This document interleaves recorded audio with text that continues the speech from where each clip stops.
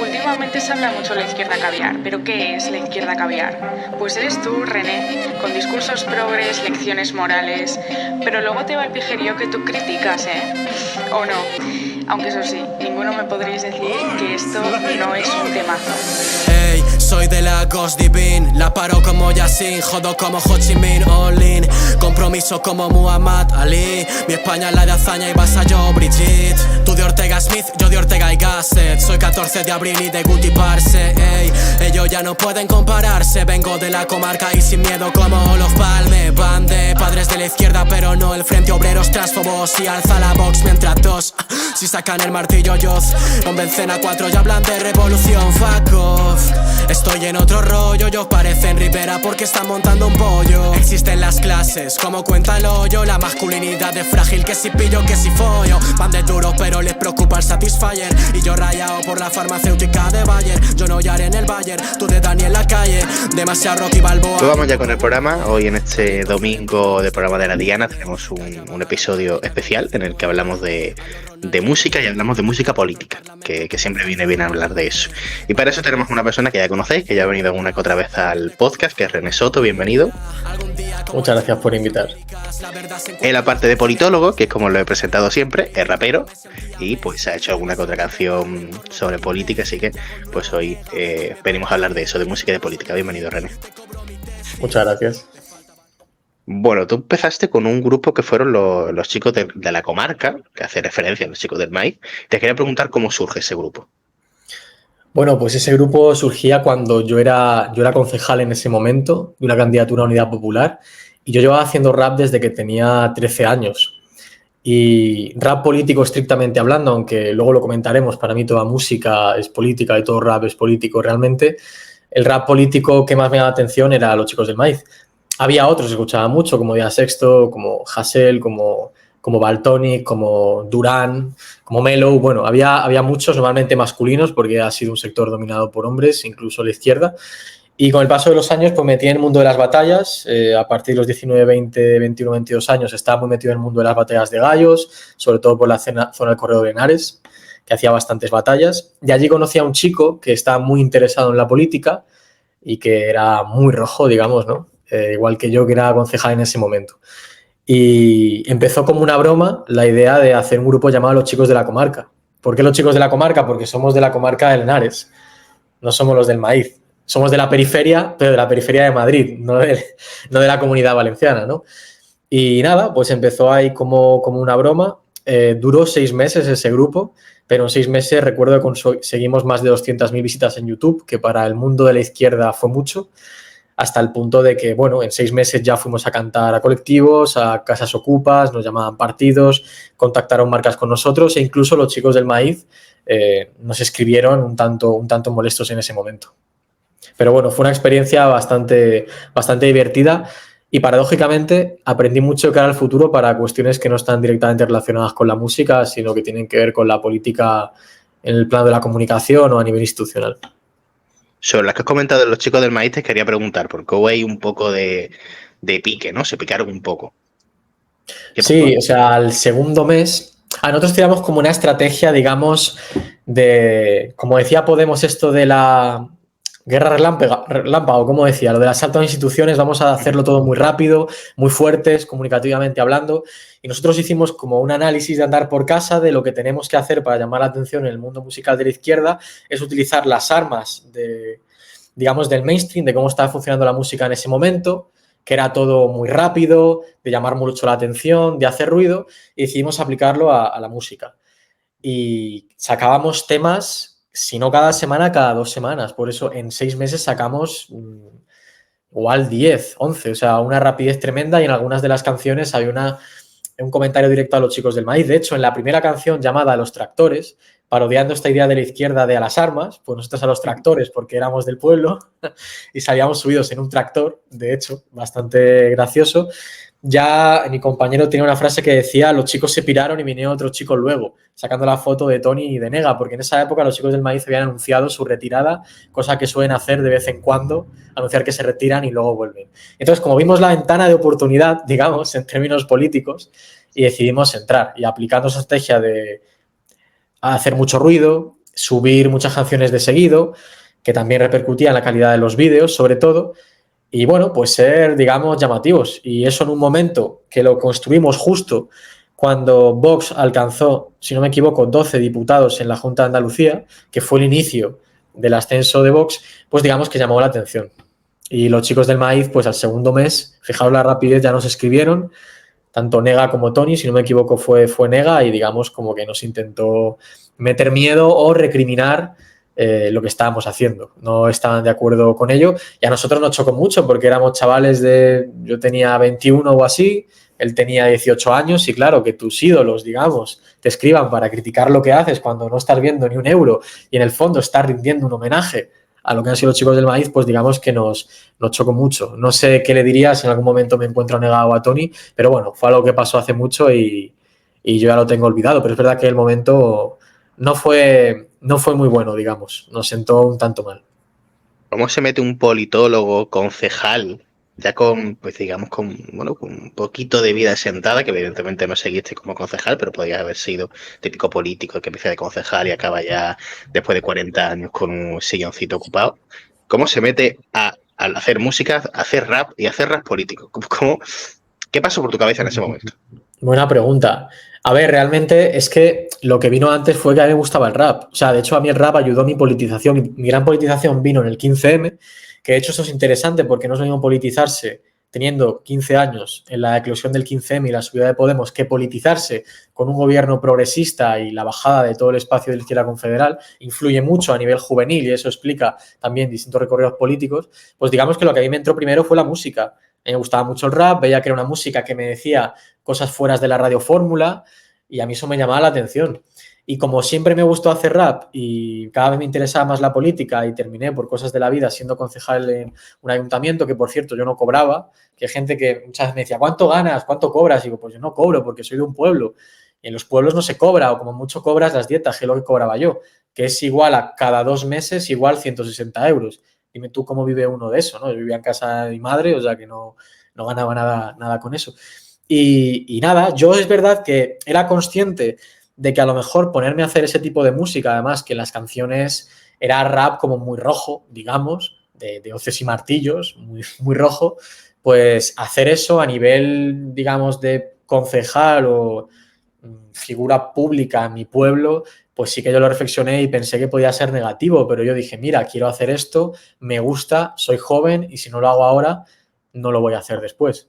Y simplemente asumí las posibles represalias y me lancé. Pero es verdad que no sufrí nada relativo al Partido Popular de mi pueblo, que es verdad que sí me atacaron por otras cosas, incluso me acusaron de apología al terrorismo, pero no relacionado con el tema de la música. Digamos que si a ti te gusta mucho algo, pues al final lo terminas haciendo. Y como yo no era una figura pública más allá de mi pueblo, pues no asumo grandes problemas, porque si es concejal de un pueblo, te conocen allí o te conocen en tu partido, las juventudes y ya está. No es algo que pueda trascender. Si hubiera sido un diputado, ponte esa situación, quizás hubiera sido mucho más complicado o el partido no me hubiera dejado. Pero vamos, a mí, por lo menos en el partido que estaba, que era Podemos, nunca me dijeron nada. De hecho, al contrario, en algunos momentos canté para candidaturas vinculadas a ese movimiento político. ¿Y qué peso tiene la música en la lucha política? Porque entiendo que cuando cantabas no solamente lo hacías como forma de expresarte tú, sino como forma de participar en una lucha política del espacio político y espacio cultural de la izquierda. ¿Qué papel tiene, como te preguntaba, la música en ese papel? A ver, es una pregunta difícil porque siempre, a ver, todo análisis, yo creo, de cualquier tipo de expresión artística, en este caso la música rap o la música con tintes políticos explícitos, tiene que hacerse teniendo en cuenta el contexto político y social.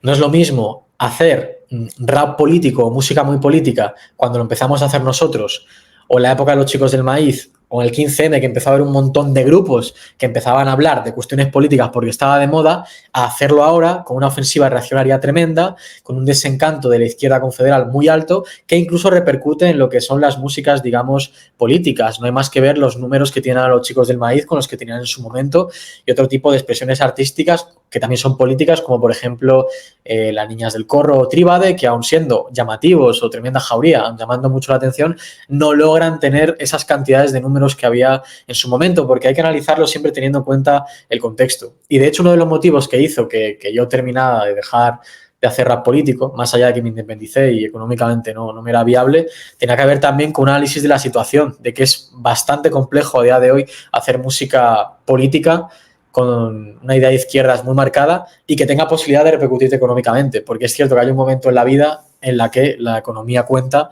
y tienes que tomar decisiones. Justamente sobre ese tema te quería preguntar si ibas a volver a hacer música política.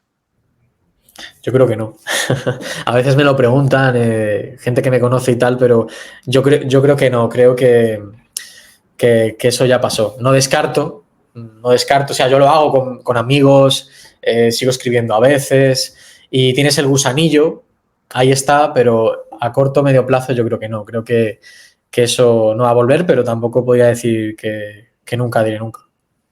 Claro. Y comentabas además antes que hacías como 16 canciones, hiciste en un par de meses. Eso es una barbaridad. ¿Cómo te inspirabas para hacer esa cantidad de música? Y ya no solo esa cantidad, cualquier música, ¿cómo te inspiras?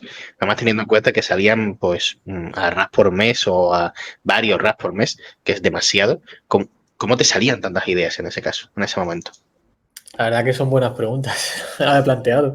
Pues a ver, en esa época en la que hicimos esa guerra relámpago de sacar mucha música y que funcionó, porque logramos llamar la atención en poco tiempo y que hubiera pasado si hubiéramos continuado, el panorama estaba muy candente. Era la subida de Vox. Ambas personas, tanto mi colega como yo, éramos personas creativas, nos gustaba mucho escribir y para una persona que yo llevaba desde los 13 años haciendo rap, al final adquieres una técnica, un bagaje, una facilidad y no me era demasiado complejo hacerlo. O sea, de hecho, muchas veces ya eran frases que se me van ocurriendo por la calle, yo las apuntaba, digo, esto me parece divertido, esto me parece cachondo, lo apuntaba y luego hablaba con mi colega y decía, a ver, ¿quién tiene la mayor barbaridad? Vamos a ir eligiendo. De hecho, una de las canciones que hicimos, que fue la segunda, que hicimos un remix de el famoso God's Plan de Drake, pero llamadlo Mark's Plan, me acuerdo que lo hicimos y fue así, estábamos borrachos, ¿sabes? O sea, veníamos de fiesta, cogimos la botella y empezamos a ver a quién se le ocurrían las frases más bestias.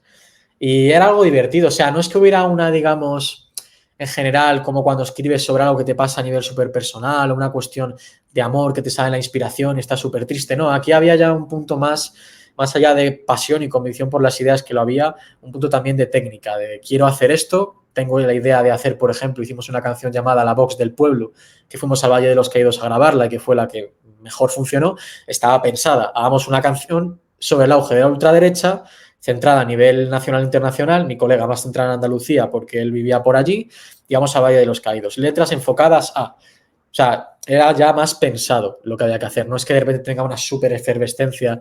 No, era más pensado hacia dónde queríamos ir y cuando uno tiene técnica y lleva un tiempo, lo sabe hacer, digamos, ¿sabes? No con esto digo que yo sea un máquina, ni muchísimo menos, porque si no, igual me hubiera ido mejor, pero sí que hay un punto cuando llevas bastantes años que es como ir en bici, que te sabes hacerlo, solo querer ponerte a hacerlo. Hablabas antes precisamente de que el rap político, la música política no está actualmente en su mejor momento ni es un ambiente proclive para que esa música pueda funcionar. ¿Por qué crees que estamos en esta situación y si crees que en algún momento eso puede volver a cambiar? A ver, desde un punto de vista de música explícitamente política, tal y como se entendían los códigos anteriores de la izquierda en la música, es decir, Escape, Chicos del Maíz, La Polla Records, incluso, esos, para empezar, ni es el mismo momento, ni los códigos de ahí sirven para ahora. O sea, no es que no haya música política. Tú escuchas, para mí, escuchar una canción de La Osa, escuchar Veneno, tiene un mensaje político. Es un mensaje político sobre las implicaciones de las relaciones románticas a nivel monógamo. Yo escucho a Yassi Proc, tiene un mensaje político más marcado. Yo escucho, a mí me encanta el canario Cruz Cafuné, que tiene algunos mensajes políticos explícitos, algunas canciones como Amun Ali, que sale con una camiseta del Sáhara Libre y que reivindica a Cubillo, que fue una persona del movimiento independentista canario de izquierdas. También hay una idea política en tanto en cuanto se te está hablando de, por ejemplo, tengo que desconfiar de lo que hay afuera, tengo que generarme un círculo cerrado de colegas para prosperar, he venido desde abajo para llegar hasta arriba, soy un hombre o soy una mujer y muestro determinadas conductas políticas y actitudes. O sea, sí que hay política en la música y sigue habiendo muchísima. Lo que pasa es que no se da tanto a nivel explícito, también porque quizás aún no se ha encontrado esa fórmula para hacerlo mainstream como en antaño. Quizás no es el mejor momento, que influye mucho porque estamos en ascenso de la ultraderecha a nivel ideológico y dificulta mucho que los mensajes de la izquierda clásicos sean atractivos, o también simplemente porque no, lo que digo, no se ha encontrado la manera adecuada de hacerlo. Por ejemplo, Tremenda Jauría es un grupo que mezcla reggaetón, que mezcla sonidos latinos y mete un componente político muy fuerte. Y está muy bien tirado y está muy bien hecho, pero no da para que sea algo mainstream, digamos, ¿no? Al final, lo que digo, influye mucho los contextos, que los códigos han cambiado y que a lo mejor la manera en la que se expresa la política a día de hoy no tiene que ser tan explícita como antes. Igual hay que buscar otros caminos, otras maneras, e igual puede haber más política en una canción de, pues eso, dicho Cruz Cafuné o algo por el estilo, que escuchar a los Chicos del Maíz, que a lo mejor a la gente joven ya le aburre. O sea, igual le llega más escuchar a Cruz Cafuné, que te hace una canción para bailar o triste o de amor, algo por el estilo, pero luego sale apoyando a la plataforma Drago Canarias y critica la explotación laboral que sufren los canarios y canarias en las tierras, y a lo mejor eso moviliza políticamente en parte igual o más que antes, porque es otra manera de hacer la política. A lo mejor es que ha cambiado también la manera en la que hacemos la política. Pero bueno, eso es otra reflexión más amplia, creo. A la que, por cierto, después podemos llegar perfectamente. Sobre música política directa o un poco más camuflada, mientras que me respondía, digo, uy, imagínate, ¿qué me va a responder a esto? ¿Crees que puede haber música tan directa como se hacía antes en la izquierda desde la derecha? Desde pues, el espacio de la ultraderecha, de forma directa, porque evidentemente los mensajes de la derecha pues están en bastantes partes de la música comercial, ¿no? Pues las relaciones heterosexuales, etcétera, pues al fin y al cabo están potenciadas por eso. Pero creo que puede haberlo tan directo como lo había en la izquierda en aquella época, en la derecha, ahora con el auge que está viendo de la ultraderecha. No les da para llegar a ese nivel, pero lo intentan. Es decir, grupos ya hay. Santa Flow, por ejemplo, un rapero facha que yo escuchaba cuando era más joven. Yo no sabía que era un facha de la leche. La verdad es que no lo sabía. Pues sí que moviliza a cierta gente que es invitado a actos de Vox. Hay grupos parodia, entre comillas, como los Meconios, que se mezclan con Infoblogger y compañía e intentan crear ese ecosistema artístico desde el punto de vista de la derecha, pero no les da para llegar a esos niveles de momento, quizás porque volvemos a lo mismo. Como has dicho muy bien tú, el mensaje de la derecha, que no solo tiene que ver con cuestiones de género, cuestiones de heteronormatividad o cuestiones de monogamia, sino cuestiones de índole ideológica, económicas, de defensa del libre mercado y de ideas individualistas, están en general en la inmensa mayoría de artistas que hay en el panorama. Ya en general eso existe, entonces quizás no tengan tanta necesidad de hacer algo así. O sea, yo creo que no les da para salir de un nicho, aunque es verdad que hace años, en su momento, sí que había también música, sobre todo en movimientos de extrema derecha neonazi, como grupos como Estirpe Imperial, que sí que intentaban también hacer lo mismo, pero no les daba. No les daba, quizás porque no hay suficiente movimiento para hacer eso, quizás porque hay determinadas ideas que están censuradas a día de hoy en España por los auges feministas, LGTBI y demás, que impiden que se convierta en algo más masivo, y digamos que no les da, que lo intentan, pero no les da para construir algo así. Hay otros grupos también, G-Babe, por ejemplo, G-Babe, que es un rapero que era colega de Nach en su momento y también hace canciones y sí que tiene cierta repercusión hablando de los gobiernos de la Agenda 2030 y de las conspiraciones de la izquierda, pero sí que tiene cierto impacto, pero no les da para llegar a los niveles que había en, digamos, pre-15M y post-15M, que fue un momento de mucha efervescencia política en la música. Hay algo que has comentado que me ha llamado mucho la atención, y es que has aprendido a hacer comunicación política o a hacer más o mejor comunicación política haciendo rap. Cuéntame un poco más eso.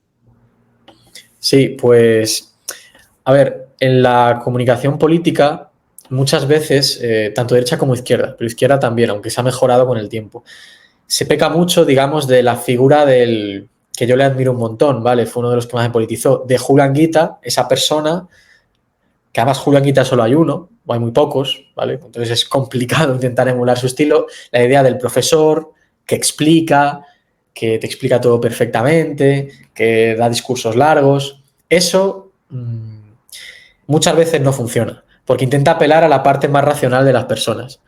Julián Guita, además de hacer eso, apelaba a la parte emocional porque era un gran orador y se notaba una pasión enorme en sus ideas. Pero creo que hay que quitarse la idea esta, que la derecha lo tiene muy claro, de que se convence a la mayoría de la gente o se hace comunicación política en base a argumentaciones lógicas y racionales.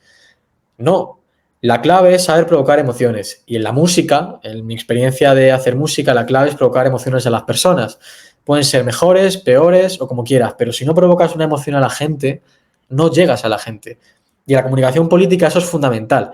Que evidentemente eso no tiene que ser igual a decir cualquier barbaridad para llamar la atención y provocar emociones. No, pero estamos en una época en la que la clave es comunicar y se hace desde una parte emocional, acompañado con un argumento, pero una parte emocional. Y eso sí que la música lo ha aprendido mucho, porque al final intentar hacer expresiones artísticas, mi pareja, por ejemplo, está en ese mundo y es actriz y tal, pues al final es una forma de expresión distinta y los códigos son distintos y a veces chocan mucho con los códigos políticos y tienes que abrir la mente y pensar de otra manera. Y a mí sí que me ha ayudado como abrir la cabeza y a intentar ser más incisivo, más emocional, más breve, porque en el rap tienes que soltar la barra que humilla al rival o llame la atención en lugar de tener que hacer una super disertación. Sobre todo hablando de ámbito de redes y de querer impactar en 30 segundos, ¿vale? Porque si quieres hacer algo más serio, más amplio, pues necesitas una reflexión más larga, como estar aquí, por ejemplo. Precisamente sobre eso que he contado, sobre las redes sociales, te quería preguntar, porque ahora tu faceta de comunicación política está en redes sociales, está en Twitch, y yo como pequeño usuario de una red social pues, política, al fin y al cabo, que es el podcast te quería preguntar cómo manejas tu red social a nivel político, cuáles son esos, pues yo qué sé, igual que hay trucos para crecer en Instagram para todo el influencer de turno, ¿no? ¿Cómo se hace desde la política eso? A ver, hay mucha gente que sabe de esto y que sabe mejor que yo de esto, pero en lo que he vivido yo, que la cuestión empezó, yo empecé a hacer realmente ¿Por qué votas a Ayuso si eres comunicación, joven? divulgación política en redes hace un año, en diciembre. Porque vamos a ver. En TikTok yo no sabía utilizar esa red porque yo estoy entre los millennials y la Gen Z, entonces como que se me hacía una red, un espacio como que no entendía muy bien y que hay personas en la izquierda como Alan Barroso, Carla Galeote, Isabel Serrano y gente así que digamos que lo hace mejor y ha sabido entrar cuando había que entrar y son gente influyente en ese ámbito. Yo hace un año probé, subí un vídeo a TikTok, vi que tuvo interacción que tuvo 3.000 visitas, unos cuantos comentarios y dije, hey, ¿por qué no pruebo? Y me lo empecé a tomar en serio. Y de un tiempo a esta parte, pues estoy a punto de llegar a los 10.000 seguidores, casi 700.000 me gustas y tal. Y lo que he aprendido en ese tránsito, por lo menos en las redes de TikTok, es justamente lo que te he comentado. La clave es provocar emociones. TikTok además es una red social que favorece la retención, es decir, cuánta gente se queda viendo tu vídeo.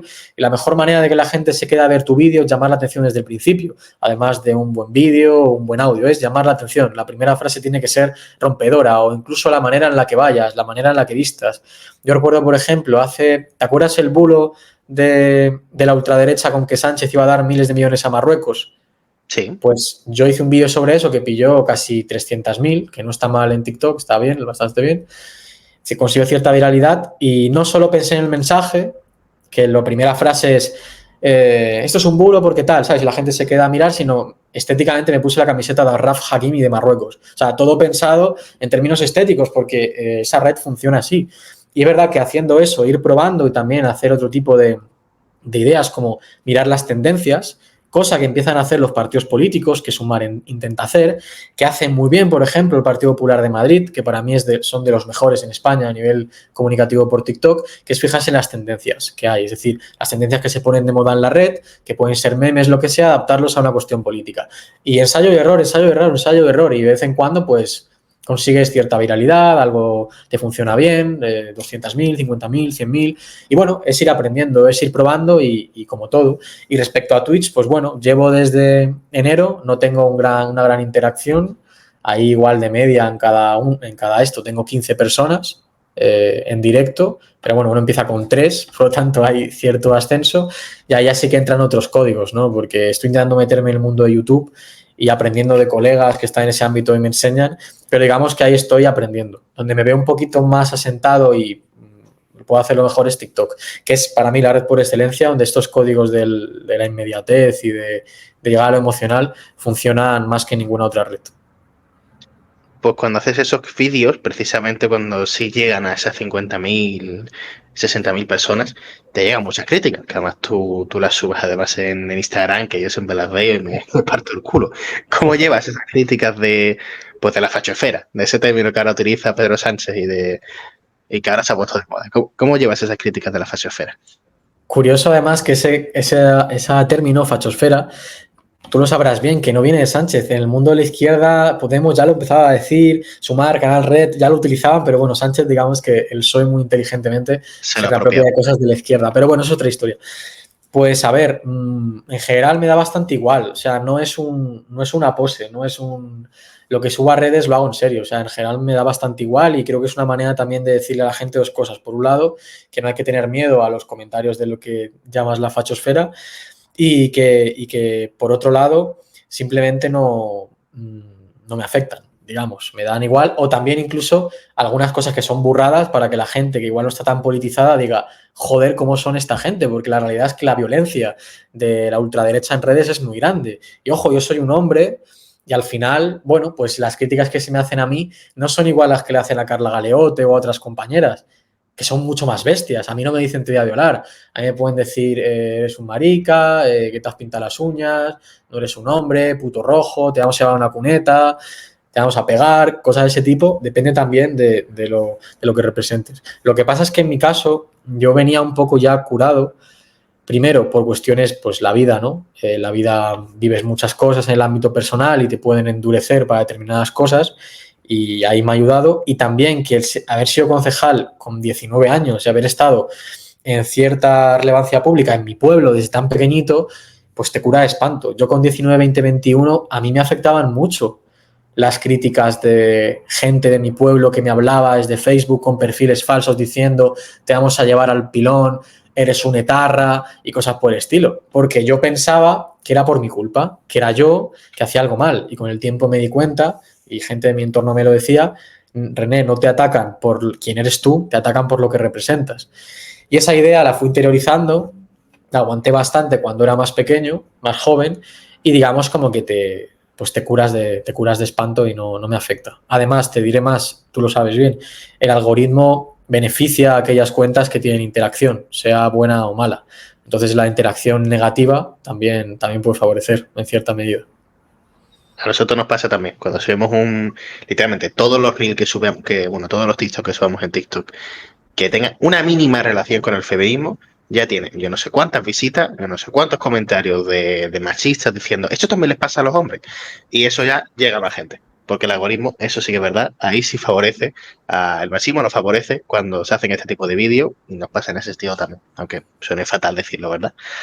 Yeah. Bueno, vamos a hablar un poco de política. ¿Qué significa ser un puto rojo? ¿Qué significa ser hoy ser de izquierdas o ser comunista? ¿Es hacer una revolución del proletariado y echar a capitalismo? ¿Qué significa ser de izquierdas hoy? Buena pregunta. A ver, bueno, sabes bien que la izquierda históricamente siempre ha sido plural, desde la primerísima internacional, entre las batallas entre los socialistas científicos, digamos, los que seguían a Marx y los anarquistas, luego en la segunda, los combates entre los socialdemócratas, los comunistas. Bueno, históricamente siempre ha habido muchas tendencias y es sano que lo haya y es difícil, digamos, como dar una respuesta única. Pero yo diría que para mí, mi opinión, ser izquierdas hoy es la defensa de la libertad, de la emancipación de las mayorías sociales que históricamente han estado oprimidas. Esto incluye a la clase trabajadora, hoy profundamente disgregada, hoy una clase trabajadora que no se ve a sí misma como clase trabajadora como consecuencia de las revoluciones neoliberales a nivel ideológico, que de hecho te lleva a reflexionar que el sujeto, digamos, revolucionario o transformador ya no es la clase trabajadora como tal, sino que tiene que apelarse a otro, y en otro tipo de planos. Todos los estudios, todas las revoluciones teóricas del feminismo, del movimiento queer, de los movimientos de la defensa de las personas racializadas y demás, todos esos movimientos también deben ser incluidos en la lucha por la transformación política. Que esa transformación política tiene que llevar a la destrucción del capitalismo y la sustitución de ese modelo por el socialismo real, yo creo que eso no tiene sentido, que es un modelo que se demostró fallido, que no salió bien y que hay que buscar otro tipo de paradigma. Y yo me siento más cercano a lecturas relacionadas con con lo que implica el poscapitalismo, es decir, el capitalismo como sistema va a transformarse, va a haber un después del capitalismo como consecuencia de las revoluciones tecnológicas, la inteligencia artificial y demás, y hay que pensar qué tipo de mundo va a venir después. Y quizás eso no tenga por qué ir unido automáticamente a decir todo libre mercado o todo intercambio de bienes y servicios per se es negativo, no tiene por qué ser así. No tiene por qué ser así, pero sí una reflexión sobre cómo las ideas de libre mercado no solo afectan el plano económico, que afectan profundamente, sino otro tipo de planos. El plano de las relaciones, como diría Bauman, las relaciones líquidas, la mercantilización de todo, como diría Fischer y estos teóricos postmarxistas, que ya no existe solo esa explotación del empresario hacia el trabajador unidireccional de extracción de plusvalía, sino que el propio trabajador en sí mismo se autoexplota porque en su cabeza concibe que ideológicamente ha de siempre ser productivo, que ha de ser siempre trabajar más que nadie, ha de sacrificarse y pasar de los derechos laborales para intentar ascender en la vida. Es decir, yo creo que los análisis de la izquierda de hoy van unidos, por un lado, a una crítica al capitalismo actual, al de hoy, no al de hace 2 siglos, ni hace un siglo, aunque haya cosas similares. Por un lado eso. Segundo, la reflexión sobre cuál es el nuevo sujeto de transformación política.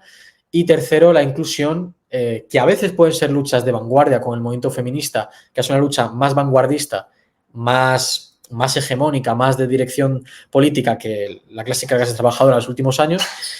Y creo que eso todo tienes que unirlo y verlo desde una manera integrada, no como estas lecturas izquierdistas del Frente Obrero y compañía, que dicen que son luchas parciales, que se disgrega el sujeto revolucionario. Creo que eso no es izquierda, creo que eso es otro tipo de mirada, que hay que abrirse hacia otros horizontes.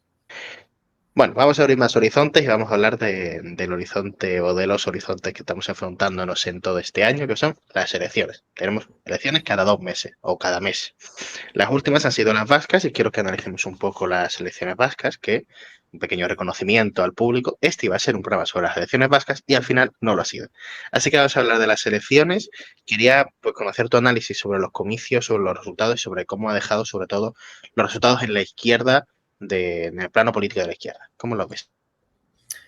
A ver, yo creo que lo que hemos visto en el pueblo vasco, las elecciones vascas, es que la inmensa mayoría del pueblo vasco es progresista o apoya en mayor o menor medida lo que está ocurriendo a nivel estatal.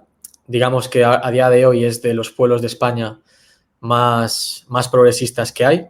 Es de celebrar, donde el Partido Popular, pese a no haber tenido un mal resultado, no tiene capacidad de influencia, y donde Vox simplemente tiene un diputado que es testimonial. Vi un dato, creo que más del 80% de la población vasca ha votado a partidos que directa o indirectamente apoyan al gobierno de coalición progresista, lo cual dice mucho de cómo es la sociología política del País Vasco. Pero lo que va a salir de allí, digamos, de entrada, es un gobierno continuista, es una continuación de las políticas del PNV, apoyadas por el Partido Socialista, que entran dentro también de una lógica política estatal. Es decir, el Partido Socialista, uno de los grandes ganadores de la noche, sobre todo Pedro Sánchez desde Madrid, tiene una posición en la que no se puede permitir, digamos, intentar un bipartito con Bildu o la entrada de Sumar de alguna manera, es decir, un gobierno progresista en el País Vasco, porque se juega estatalmente el apoyo del PNV. Y no tiene ningún sentido que el Partido Socialista haga eso, por mucho que a nivel personal, una persona de izquierdas quiera un gobierno progresista. Y el PNV es consciente de su influencia. Y Bildu, evidentemente, no va a apretar las tuercas al gobierno de coalición hasta el punto de tumbar el gobierno de España, porque Bildu sí sufriría electoralmente por hacer eso. El PNV, aunque sufriera, probablemente sufriría mucho menos. Así que, en resumen, por ese plano, digamos que vamos a ver continuismo y que se forja una esperanza por la izquierda soberanista, que es EH Bildu, con los mejores resultados de su historia, que creo que tampoco tenía intención ni se veía gobernando ahora, sino que está pensando en el medio y largo plazo, en ofrecer una imagen de partido transversal, de partido con capacidad de gestión, con el objetivo de a medio y largo plazo gobernar el País Vasco. Yo creo que ese es el objetivo y que todos de momento están contentos en parte en el lado de los ganadores con el resultado.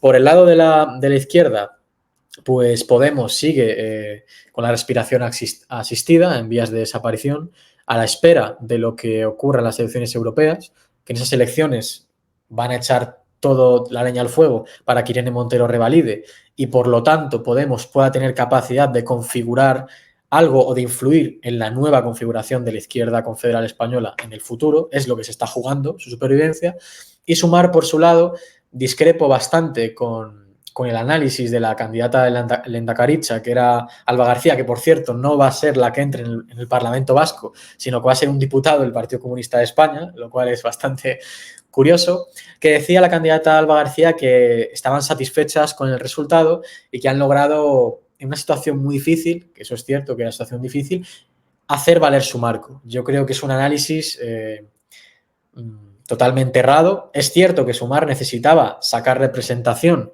porque de cara al medio y largo plazo puede ser importante una izquierda confederal en el País Vasco que sirva de intermediación, como en Cataluña podría darse entre Esquerra y el Partido Socialista, pues que el País Vasco hubiera una izquierda confederal en España capaz de unir tanto Bildu como Partido Socialista, que es lo que hay. Entonces sí que es importante desde ese punto de vista su resultado, pero está claro que en general lo que transmiten es que no está funcionando. Sumar no consiguió entrar en Galicia, que era el lugar natal de la vicepresidenta del gobierno y ministra de Trabajo, y aquí ha entrado por los pelos.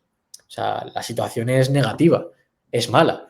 Y la excusa simplemente decir que es una situación complicada y que H. Bildu estaba en pujanza, quizás también la izquierda confederal desde Podemos ha hecho cosas bastante negativas en esas zonas, tanto en Galicia, cuando en Marea era fuerte, aquí cuando el Carrequín Podemos era fuerte, algo ha pasado también. Y yo creo que aquí no va a haber parálisis de toda esta pelea que hay en la izquierda y que es tan desalentadora, yo creo, para la práctica totalidad de los votantes y para gran parte de los militantes, creo que es bastante negativa y desalentadora, no va a acabar hasta que en las elecciones europeas veamos el resultado de Sumar y Podemos para que se puedan medir las fuerzas. Después de eso vendrá un nuevo escenario y es muy importante porque a la izquierda del PSOE hay un espacio, siempre lo ha habido, pero es que después del 15M se amplió, ese espacio sigue existiendo y eso hay que rearticularlo, hay que definir un rumbo y hay que saber marcar agenda de nuevo y empezar a hacer política otra vez, porque la situación es negativa. Y lo que ha pasado en el País Vasco lo expresa con bastante rotundidad, por mucho que Sumar o que Alba García haya dicho que están satisfechas. Creo que no puedes estar satisfecho con un resultado de este tipo. Bueno, precisamente mencionabas por encimilla las posibilidades que tiene que hacer, bueno, las posibilidades de lo que va a hacer el PSE con el gobierno, si podría hacer un gobierno con Bildu, con el PNV, y a mí me recordaba esa situación a lo que ocurra post elecciones catalanas. Pues seguramente gane el PSC, Esquerra quede en segunda posición, Puigdemont, porque es Puigdemont, Junts per Puigdemont, se quede como tercera fuerza probablemente más debilitada, pero ahí el PSC tendrá que decidir entre torpedear un gobierno de sus dos socios o no torpedearlo. ¿Qué crees que hará después de las elecciones catalanas el PSC? Es una situación muy complicada para el Partido Socialista, pero de momento creo que está dejando sus cartas Salvador Illa relativamente claras. Han dicho que quieren ser transversales y construir mayorías a un sentido u otro. A esto ha contestado los comunes que ellos no van a pactar con la derecha. O sea, Salvador Illa está planteando la posibilidad de que Junts, por activa o por pasiva, facilite el gobierno del Partido Socialista catalán. O sea, esa posibilidad está ahí. Lo que pasa es que vamos a volver a una situación similar a lo que ha ocurrido en el País Vasco. Es decir, lo que ocurre a nivel estatal va a influir mucho en lo que ocurre a nivel catalán. Y Sánchez necesita los votos de Junts y la cuestión es hasta qué punto Junts tiene capacidad de influir como para bloquear a Esquerra Republicana. Yo creo que el PSC tiene intención de gobernar con directamente Esquerra o desde fuera que la apoye Esquerra Republicana con una intermediación de los comunes, pero creo que no descarta la posibilidad de que Junts facilite el gobierno de Salvador Illa. Lo que pasa es que hay muchas tensiones añadidas ahí, porque está la tensión entre Esquerra y Junts, que va a ir a máximos. Recordemos que Puigdemont, su estrategia es decir que quiere volver a reunir al independentismo y pactar con Esquerra, y Esquerra está diciendo que no está en esa línea, después de lo que ha ocurrido con Pere Aragonés. Y también está la variable Partido Popular. ¿Cabe la posibilidad de que el Partido Popular se plantee facilitar un gobierno del PSC con tal de que Puigdemont no entre en la ecuación? Y aunque se diera, ¿Sánchez lo permitiría? Es decir, ¿A Sánchez le interesará eso para mantenerse en la Moncloa? Necesita los votos de Junts. Podemos presumir los votos de Esquerra Republicana, igual que presumimos los de H. Bildu, pero los de Junts habrá que ver. Entonces, no me atrevería a fijar algo muy claro, pero creo que lo más evidente es que de alguna manera el PSC gane y Esquerra y los comunes intenten facilitar ese gobierno, pero es complejo. No olvidemos también que para Esquerra Republicana, por una parte de su electorado, puede ser dañino, por, digamos, romper la unidad del independentismo y de alguna manera renunciar al proceso. Entonces las variables ahí van a ser complejas y habrá que también esperar a ver cómo se salen los acontecimientos, pero las cartas por ahora, a priori, parece que están echadas. Así, yo creo que me vas a decir que lo más probable era un gobierno de Aragonés con Puigdemont y que ella no haga nada porque si no Sánchez cae. A ver, es una posibilidad, pero a Esquerra no la veo muy por la labor de entrar en esa dinámica. La cuestión, ¿creemos que eso es posible? Posible es, pero no lo veo yo tan claro en este caso. Pero no hay que renunciar a esa posibilidad. ¿Tú cómo la ves, esa posibilidad? Yo, a ver, evidentemente aquí rompo toda objetividad posible. Yo quiero un gobierno PSC Esquerra Comuns y ojalá fuese Comuns o Esquerras PSC, ¿no? Pero precisamente después de un programa, un programa que tuvimos sobre la República, en un off the record, ahí estuvimos hablando varios de los invitados y yo, y a mí me dejaron con una muy mala sensación, eran todos de izquierdas, ¿eh? Me dijeron, es que lo que va a hacer el PSOE es no impedir un gobierno de independentistas para que después en Madrid Junts no se pique y no les deje gobernar. Porque claro, es más fácil decir, pues si por ejemplo en País Vasco gobierna PNV con el PSE y a Bildu no los tenemos que camelar, porque evidentemente Bildu negociaría con una dureza más fuerte después de que pase esto, que hacerlo con la derecha catalana, que tienen menos puntos en común. Entonces yo de ahí salí diciendo, pues efectivamente va a haber un gobierno de independentistas y no va a haber un gobierno de izquierdas. Desde ahí, que le he hecho la culpa a esa reunión, pienso que no, que lo que va a pasar después de las elecciones será pues un gobierno independentista y que no el PSC no se va a mover en este sentido. Por eso te lo planteaba. A ver, es una posibilidad que está ahí, depende del cálculo de riesgos, como he dicho antes, que quiera hacer Sánchez, lo que Sánchez vaya a permitir ahí. Le interesaría, le vendría bien. A priori digamos que es como ni para ti ni para mí la posibilidad de que se reedite gobierno independentista y el PSC se quede fuera. Es una posibilidad que está ahí encima de la mesa, pero habría que esperar también la variable Esquerra. Hay que ver cuánto de lo que dice Esquerra es cierto. El planteamiento de Esquerra es que no va a entenderse con Puigdemont. Es cierto, está tirándose un farol, porque Puigdemont ha sido muy claro. Habrá que valorar los escenarios y también lo que saque la correlación de fuerzas, que va a influir mucho en lo que ocurra finalmente. Pues sí. Y ya para terminar, ¿qué crees que pasará en las elecciones europeas donde, primero, se ha configurado un escenario en Sumar que todavía está pendiente de un hilo, con qué hace Izquierda Unida, quién propone, si a quien ganó las primarias o a otra persona, como exigen desde el partido de Yolanda, de la vicepresidenta, y qué pasará cuando se enfrente Sumar con Ara Repúblicas, que no se nos olvide que es europea, así que todo el mundo puede votar Esquerra y a Bildu, y se enfrente a Podemos con Irene Montero, ¿qué pasará en esas elecciones y qué marcará eso al futuro de la izquierda? Porque si todos se comen una hostia, probablemente la izquierda no pueda seguir con el espacio como lo ha configurado hasta ahora. ¿Qué crees que va a ser? Y el factor, además de las repúblicas, Podemos Sumar, tener en cuenta la variable de Teresa Rivera, que ha sido anunciada hoy, que puede movilizar a una parte relativa del electorado de Sumar que se sienta más cercano al ecologismo y considere que ha hecho una buena labor. Yo no creo que tenga gran capacidad de movilización, pero creo que es una variable que hay que tener en cuenta. A ver, dependerá también de la sensación de las catalanas. Podemos no va a participar en las catalanas, van los comunes. Y mi apuesta es que ninguno va a sacar un buen resultado, ni Podemos ni Sumar. Sumar, a priori, debería quedar por delante de Podemos, pero no creo que lo haga con una gran diferencia porque a priori parece que van a presentar a Estrella Galán, que es una persona desconocida y que no moviliza las pasiones del electorado progresista, al contrario de lo que sí hace, te guste más o te guste menos, Irene Montero, que tiene una visibilidad enorme y que es una persona que cuenta con un bagaje y un trabajo en el Ministerio de Igualdad que es importante y que la izquierda también reconoce. Sobre todo esa parte de la izquierda feminista, LGTBI, que también está en Sumar y que puede valorar ese electorado, puede valorar la labor de Irene Montero. Entonces, yo creo que ninguno va a sacar un buen resultado, aunque creo que Podemos va a lograr entrar. Creo que sí lo va a conseguir, igual me equivoco. Y creo que vamos a ver una campaña de Podemos bastante agresiva respecto a Sumar para robarle el máximo electorado. Ahora Repúblicas no necesita hacer una campaña agresiva para ganar gran parte del electorado porque la desilusión respecto a la izquierda confederal que estaría en Sumar y Podemos es evidente y entonces lo tiene hecho. Y yo creo que la situación va a ser complicada y que lo importante será lo de después. Lo hemos hablado antes.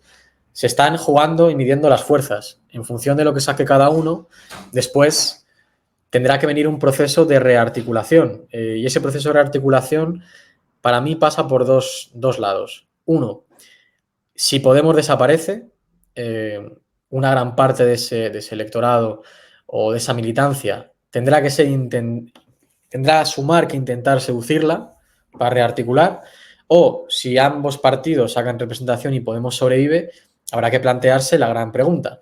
¿De cara al medio largo plazo hay espacio para tres izquierdas a nivel estatal en España o hay que volver a unir a Podemos dentro de la gran familia progresista? Eso es lo que hay que debatir. Pero el problema que yo también veo es que más allá del debate de los nombres, los partidos y las caras, es que estamos en un ciclo distinto, el ciclo del análisis político del 15M, tras haber llegado al gobierno, tras el primer gobierno de coalición progresista, estamos con el segundo, está ya en crisis y está haciendo aguas, y hay que hacer un análisis nuevo de qué es lo que quiere la izquierda en 2024 de cara a las próximas décadas, qué análisis tenemos de la situación política del país, porque no es el análisis que se hizo después del 15M que permitió la eclosión de Podemos. Y ahí habrá que hablar mucho no de programa a programa, como decía Julianguita, pero en parte sí. ¿Qué proyecto? ¿Qué ideas claras? ¿Qué nos define? Porque a Podemos le definían cosas. En su momento el tema de la deuda, la casta, la regeneración política y a Sumar qué es lo que le define. La lucha por la jornada laboral de 30 horas, la renta básica, hay que elegir. Y yo veo que no hay elección aún, hay chasquidos. Y Podemos, creo, mi opinión, no sé cómo lo verás tú, por más que se empeñen, digamos, volver a recuperar ese discurso más izquierdista, más impugnatorio, con el objetivo de volver a subir, yo creo que Podemos es una marca, con los mimbres de hoy y con los representantes de hoy, muy unidos a la figura de Iglesias y a Canal Red, creo que no tienen capacidad para volver a construir una mayoría.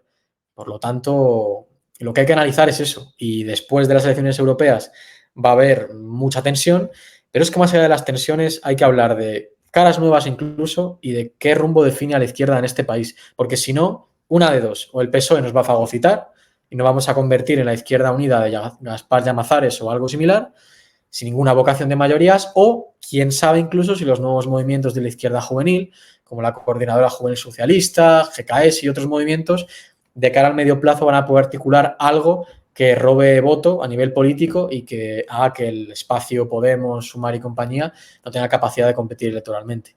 Como ves, son muchas incógnitas las que planteo, pero creo que son las cosas en las que tenemos que pensar. No solo en si Estrella Galán va a ir, o Irene, o Manu Pineda, o Compromís, o Más Madrid tiene el número 5. Creo que la izquierda está cansado de eso, creo que la militancia está agotada de eso y que el electorado no va a perdonarlo. Y a medio plazo dejará de votarnos. Probablemente sí. Y ahí habrá que hablar en algún momento, no será hoy, de si el futuro de la izquierda pasa por no solo nuevas figuras, sino nuevos nombres de partidos, quiero decir, que se vayan a freír espárragos todos los partidos de la izquierda actuales y que se tenga que tomar otra cosa, más movimiento. Porque ten en cuenta que Izquierda Unida sigue existiendo, o sea, Izquierda Unida sigue siendo el mismo partido de 1900 y pico, o sea, sigue siendo el mismo. Mientras sean los mismos nombres, con los mismos intereses partidistas, con las mismas caras y tal, probablemente la izquierda tenga los mismos problemas que lleva teniendo 30 años. O sea, desde este es mi punto de vista. Total. Yo creo que es que tiene que venir también un poco de las propias militancias y de las nuevas generaciones que intenten acabar con los vicios, porque Podemos, por ejemplo, y con esto acabo, suele analizar mucho que esto es una cuestión de estrategias políticas, que Podemos ha decidido una, Sumar otra, Sumar son traidores y Podemos la auténtica izquierda, y es un debate falseado, que creo que en parte responde también a intereses de índole personal y de afectos de personas que se han conocido mucho y que muchos han acabado muy mal. Y creo que las nuevas generaciones también tienen que impulsar un debate político alejado de esas dinámicas y que ahí ya cada uno se defina donde quiera estar. Porque yo veo que el debate está mucho en términos de afectos, de debates falseados sobre cuál es la verdadera izquierda y no en términos, insisto, de lo que queremos hacer a medio y largo plazo y cuál es nuestra relación con el Partido Socialista. Como dice Miguel Maldonado, el problema de la izquierda es que Pablo y Yolanda también se han picado, básicamente. Muchas gracias, René, muchas gracias a todos los que nos habéis visto y los que nos habéis escuchado. Nos vemos la semana que viene con otro programa de la Diana, sobre, en este caso, la lucha de los trabajadores, porque efectivamente aquí trabajaremos el Día del Trabajador, aquí no se descansa. Muchas gracias a todos y nos vemos la semana que viene. Chao, chao. Y nos vamos a escuchar. Adiós. A mí no me importa tu puto partido, sino cuántas veces en la vida el pecho te ha partido. No soy nuevo en este juego, demasiado he conocido. Entendí a Bordier, así que loco estás jodido. Máximo de izquierda, Santiago Armesilla. Soy el guaje, la vanguardia como David Villa. Me verás a 100.000 pasos, también a 8 millas. Referencia por la cuadra para ver quién me la pilla. Creo que podemos, definir una manera